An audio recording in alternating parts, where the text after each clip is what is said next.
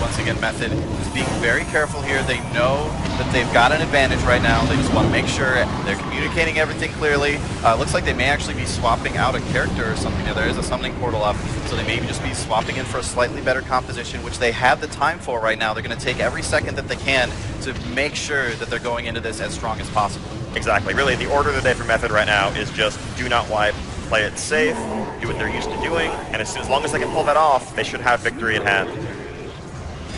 Meanwhile, Midwinter is looking much cleaner over here now. 47% on Dark Shaman, no deaths as of yet, so looking much better.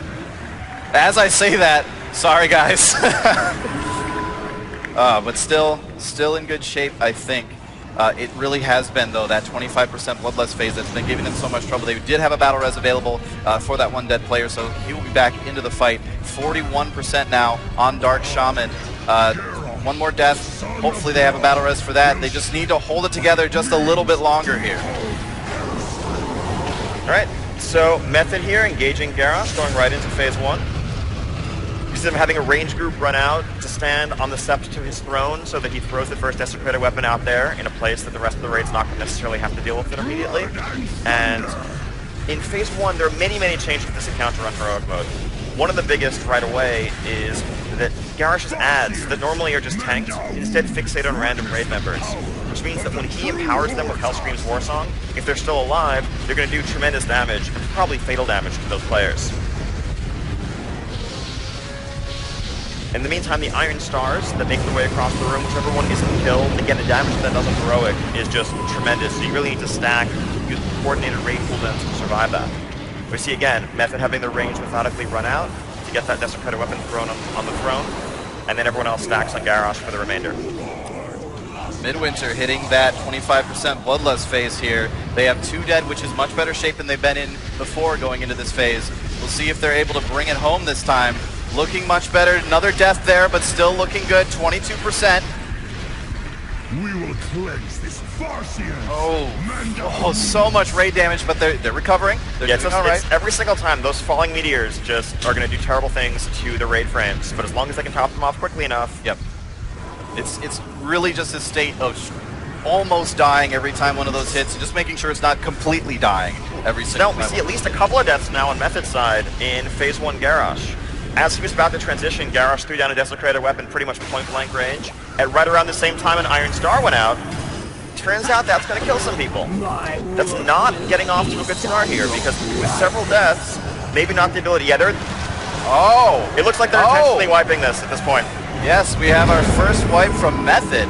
Because the reality is that Garrosh consists of a series of really intense DPS and coordination checks. And if you lose people early on, and you know you're going to be behind for the entire encounter, in a speed race, better to wipe it early so that you have a chance of recovering later on. Here comes that meteor again for Midwinter. Can they live through it?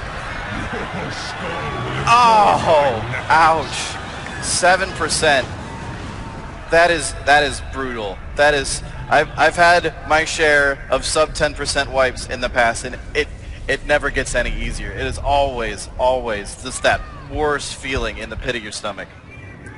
I mean, at this point, honestly, analyzing the approach of the 2 guilds, knowing that these are both excellent guilds, I think you really just have to say the fatal flaw Midwinter's made so far has just been their strategy on Dark Shaman. I think if they'd chosen the safer approach, we'd probably see them on Blackfeast or even Garrosh right now. Maybe they'd be capitalizing on the mistake Method just made. Yeah, exactly. I mean, we brought it up earlier. They made the choice to go for the riskier maneuver.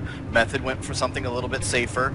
Midwinter had the possibility with that risky maneuver to pull an early, strong lead, but it's just not working out for him. Yeah. No, it's still not over. Again, comes down to Garrosh ultimately, and we'll see if Method can pull it together and have a cleaner phase 1 this time that will carry them into a better attempt. Yeah, there's still plenty of time for Midwinter to catch up if they can just rush through these next few bosses here. If they can kill the Dark Shaman, obviously. They still got to get through those guys, but after that, well, you never know. Yeah, I mean, the reality is, at least 2 of those other bosses combined probably take as much or even less time than Garrosh alone does. So, Method still needs to execute, Method still needs to close this out. Farseers, mend our wounds. We see Method finishing off 1 Siege Engineer. One cool thing that Method does, they probably pioneered as a tactic when they were first learning this fight that you actually won't see that many other guilds do, most guilds tend to have ranged players kill the siege engineer on one side. Midwinter actually has this crack team of rogues that will shadow step up there, DPS them down, cloak of shadows through the explosion, and they have their little, assigned rogue kill squad. Which is kind of a pretty cool thing for rogues to do. It's interesting that they actually settled on that strat, but it certainly works for them. Yeah, it's a very strange choice to me, because obviously the rogue is having to run all the way across. It's not super far with shadow step, but I think that actually what they tend to do is actually get the rogues just kind of camp up there, camp on that side. They can cloak of shadows to survive the explosion, otherwise keep themselves up, which minimizes the movement required from everyone else. right, makes total sense. Very, very interesting strategy. So things looking cleaner for Method right now. They are, so Garrosh, when he reaches 10% health, remember, Garrosh himself, at this point he's just an orc. He's a very powerful orc, he's a great warrior, but you can actually work through his health pool pretty quickly. It's only when he's really backed into a corner, when he gets very low in health, that he just siphons the power of the Heart of Visage hanging overhead and actually transforms into his true form, takes his true power. And we see that beginning to happen right now. Garrosh running to the center of the room. I wonder what possesses somebody to decide, you know what, I'm just going to chuck an axe into a heart and just stand in whatever comes out. Very strange line of, very disturbed individual, Garrosh. If you were down to 10% health, you might do that too. Absolutely. So now, shortly, Method's going to be moving into the Heart Room phase of the Garrosh encounter, as the power of the Heart of Visage really draws everyone into this other realm. And these are familiar locations from throughout Pandaria where players confronted different aspects of the Shah. This is the Temple of the Jade Serpent, or at least a vision of the Temple of the Jade Serpent, produced by the Heart. Now, in here, there are 5 groups of ads that all need to be very carefully controlled because they're constantly trying to cast these Shah bolt volleys that will do terrible damage to the raid if they're able to get off. So you really need organized stuns, interrupts, but they've clearly practiced this many, many, many times. As they learn the fight, they go through and execute just like clockwork. Absolutely. You can see that big cleave, those big hits that Garrosh is putting out, they've got to avoid standing in. Those hurt quite a bit. Pretty much. If you stand in one of those cones, certainly unheroic, you're instantly dead. Yeah. And it still does a whole lot of damage to everyone else in the raid. Exactly. You can see every time his axe comes down, this wave of energy is emitted, and that's doing pretty significant damage to the whole raid, but they're using personal cooldowns, raid cooldowns, whatever they have available to live through it. Yeah. Did dip very low there right at the end, but it was right at the end of that particular phase, so now they are back on Garrosh himself, outside of the Heart phase, and they're pulling him over to the side here. Now this is mostly going to be to try to avoid those desecrated weapons that he's throwing out. They do still need to kill them, but pulling him over to the side here does give them a little bit of extra space. There is now a mind control that'll go out, that they'll need to clear out. Meanwhile, checking out Midwinter over here, 36%, 35%, still looking in good shape. They have their entire raid alive. They need to be able to pull off this kill here. So, back to, on the Garrosh side of things, one of the primary objectives as you go into those heart rooms is the sooner you can get him, the sooner you can bring that barrier down, the sooner he stops channeling on the heart and gaining corruption. Every 25 corruption he gets empowers an additional ability. And so one of the biggest DPS and execution cutoffs on the fight is making sure that you can reach Garrosh in that first heart room before he gets to 25 power. Because once he gets to 25, his whirling corruption ability becomes empowered and begins spawning ads. And those are very difficult to deal with on Heroic, and you want to see as few of them as possible. Method managed to meet that first cutoff, getting only 23 power in the first heart room. Midwinter now getting deep into that Bloodlust phase, 20% on the Dark Shaman. They have their whole raid alive. They need to keep it that way. They need to keep everybody alive. Here comes that big poison hit coming out. Do have one death, but still in good shape. 15%. The DPS is going much, much faster with this much of their raid alive. They may actually be able to pull this off here. Let's give them some support, guys. Come on. Let's get these guys a kill.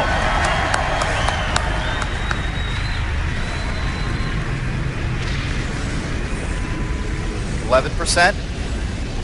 Still looking good. 10%.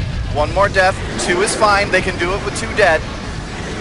Yeah, they're probably going to have a couple deaths as the fight winds down, but the reality is just having made it to this point of the encounter with this much of the raid alive, yes, they're much better positioned to actually close out the kill this time. Big hit, but they do recover, only losing 1 in that. 5% now.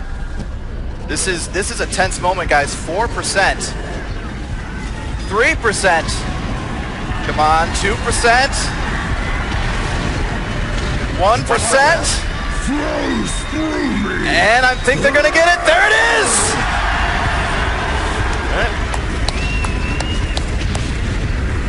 All right. Right, and now we see, so as Midwinter moves on to the third boss, and they're facing off against Malkorok now, we see Method in the second of Garrosh's art rooms.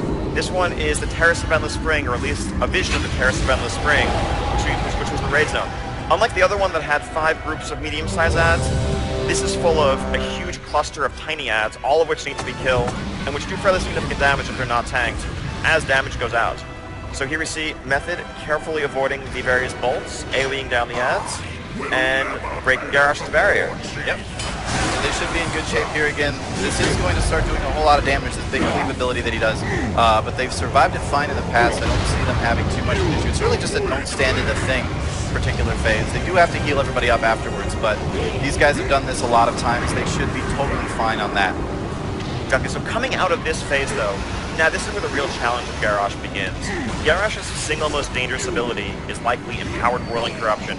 Normally, it's just raid-wide damage, but once it's empowered, it spawns a number of ads that have to be tanked and killed separately, because when one of them dies, it massively heals, buffs, and empowers other nearby ads.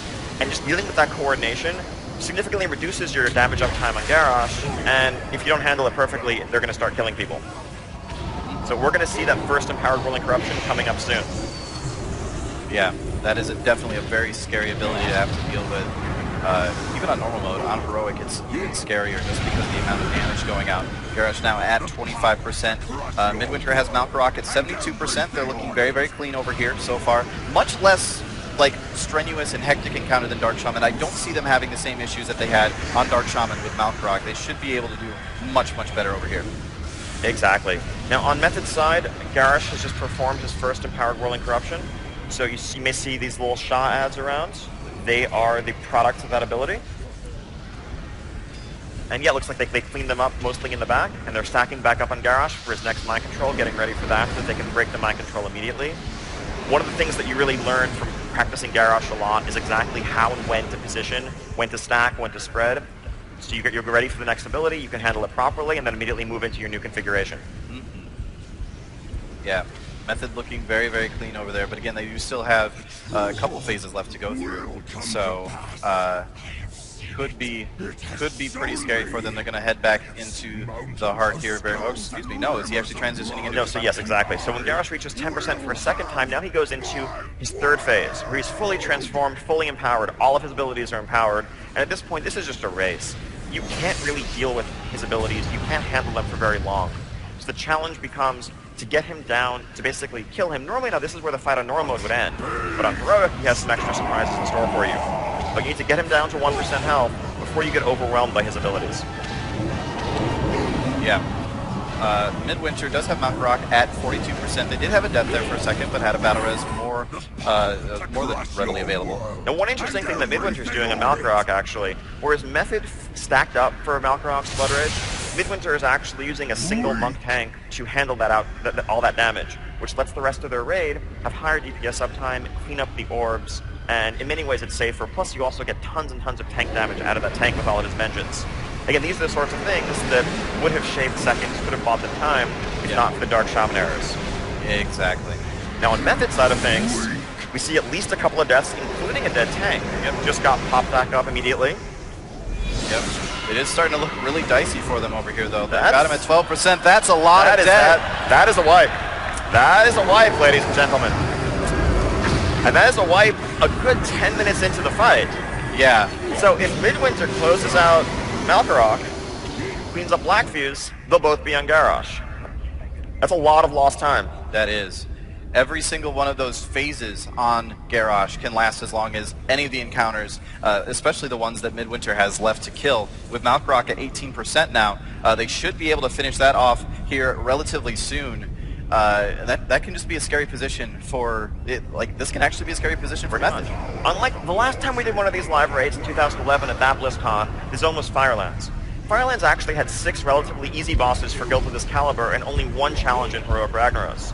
But many of these bosses, certainly both Blackfuse and Garrosh, rise to that overall caliber, and this is a much sterner challenge. Plus, these guilds have actually only had a few weeks to farm and practice this content at this point. Yeah. So, really, it's impressive they're doing this at all.